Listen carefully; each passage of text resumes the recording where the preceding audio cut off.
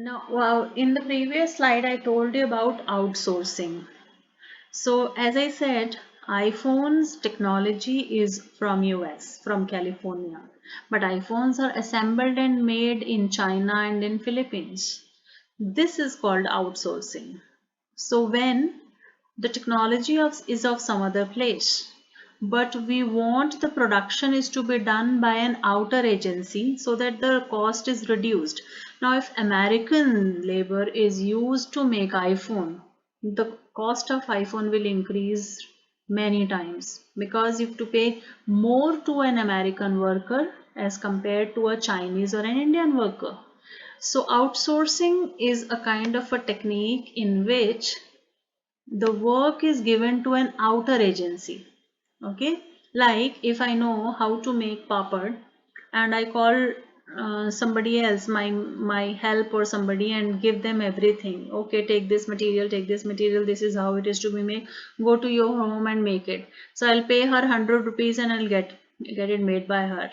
And if I have to involve some of my educated people to do it, they'll ask me more. Oh, we will not make it for 100 rupees, we'll make it for 500 rupees. So this is how we give work to an outer agency to reduce the cost and to increase the efficiency. This is called as outsourcing. When outsourcing is done outside a country, it's called as offshoring. So most of the multinational companies have got their outsourcing done in India, China, Bangladesh, Nepal, and Southeast Asian countries. Now, when we talk about outsourcing, there are two kind of outsourcing that has come into existence now. One is BPO, one is KPO. You should know the differences between a KPO and BPO. KPO is uh, okay, girls, there's a mistake while writing here. This is for this and this is for this. Okay, so KPO is knowledge processing and outsourcing. It specializes in knowledge. It provides high-end services.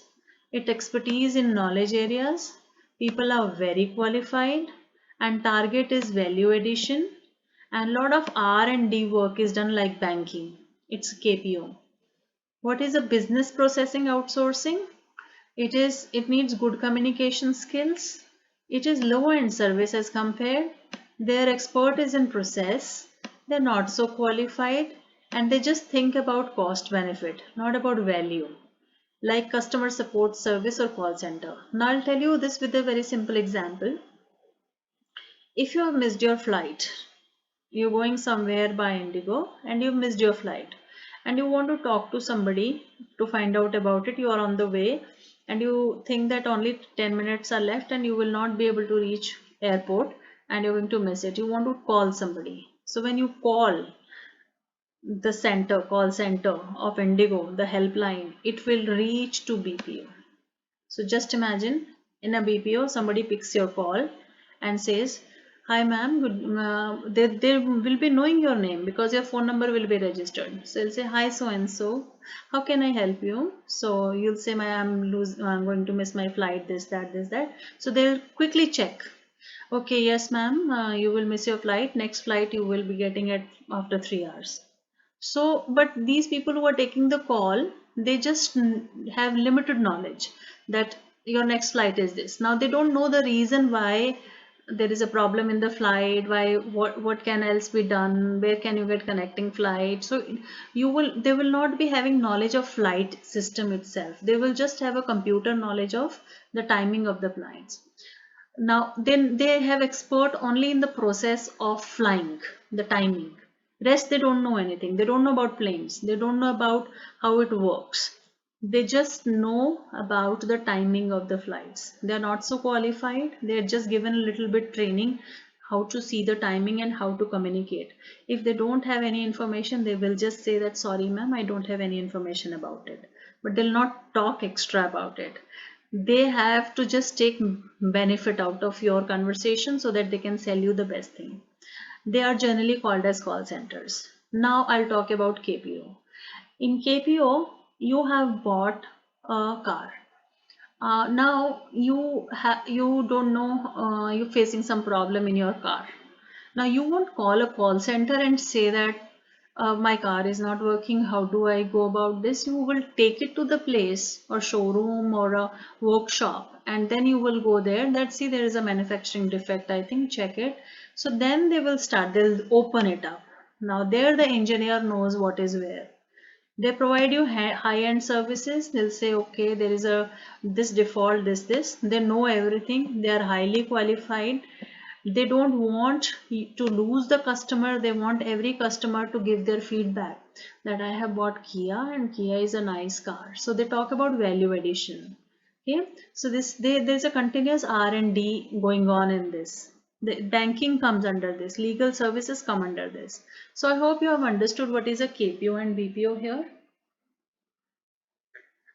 This was given in the box, and a lot of time this question has come in exam in uh, multiple choice question. What is the red collar person or a gold collar person or a white collar person? You might have heard about it. A red collar person is generally a person in the government jobs. Like in China, it is used as a red collar person. A gold collar person is a person who is highly skilled, like a CEO will be called as a gold collar person. A white collar person is an office executive. It can be anything. It can be a person who is just simple executive to a high-end executive. A gray collar person is generally which is unclassified. There is no defined work, or generally the retired people.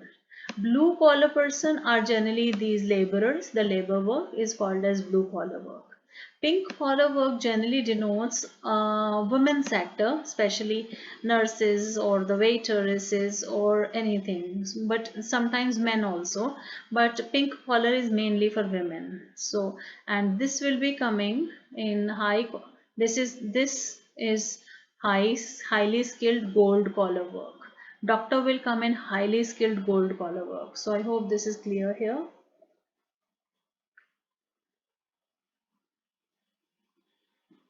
I think I have to another slide.